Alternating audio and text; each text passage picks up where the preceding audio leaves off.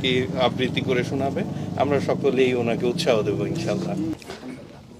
মানুষের মাথায় ভূত চাপে, আমার মাথায় চেপেছিল ফুলকপি।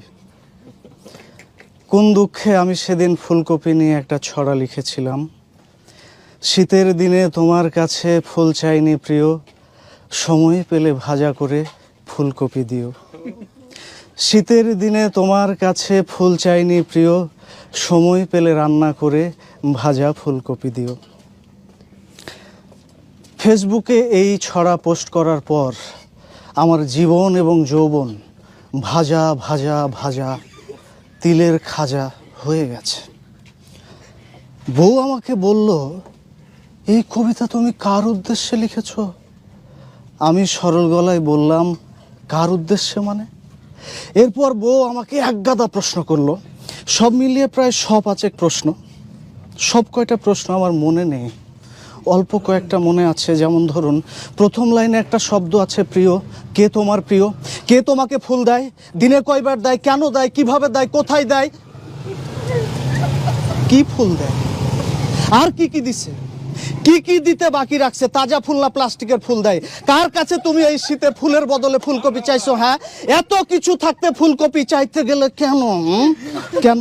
আরে কাঁচা ফুলকপি না চেয়ে তুমি রান্না করা ফুলকপি কেন চাইলে? কেন চাইলে? অন্য কোনো মেয়ে কেন তোমার জন্য ফুলকপি রান্না করবে? হ্যাঁ, ঘরের রান্না মুখে রোচে না?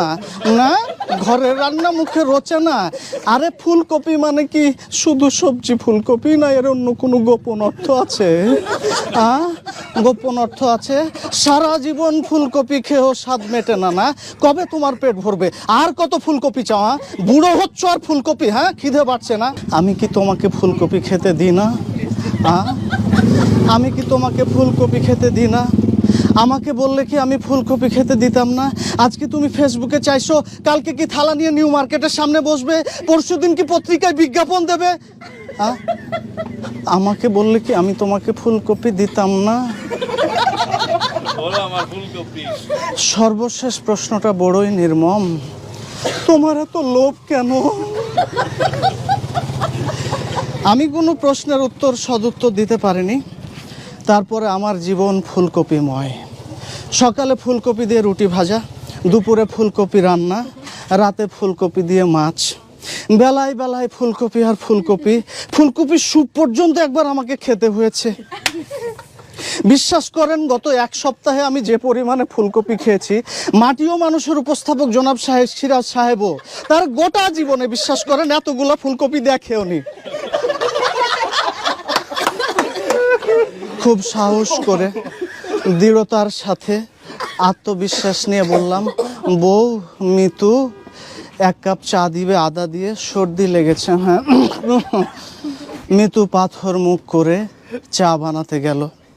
আমি ভয়ে ভয়ে থাকি, না জানি আদার বদলে ফুলকপি দিয়ে দিবে। সে খুব শান্তশিষ্টভাবে লাস্যময় হিসেবে আদা দিয়ে চা নিয়ে আসলো। আমি খুব হাস্যভাবে তার সামনে গেলাম আদা চা নিব। বললাম, দাঁড়াও দাঁড়াও দাঁড়াও, খালি পেটে চা খেতে নেই, ফুলকপির বড়া ভেজেছি, ওটা খেয়ে তারপরে চা খেও। আর একটা প্রশ্ন, তুমি বলো তো সত্যি করে, আমাকে ছাড়া তুমি জীবনে আর কত ফুলকপি খেয়েছো? এই আমাকে ছাড়া আর কত মেয়ে তোমাকে ফুলকপি দিয়েছে? শেষ।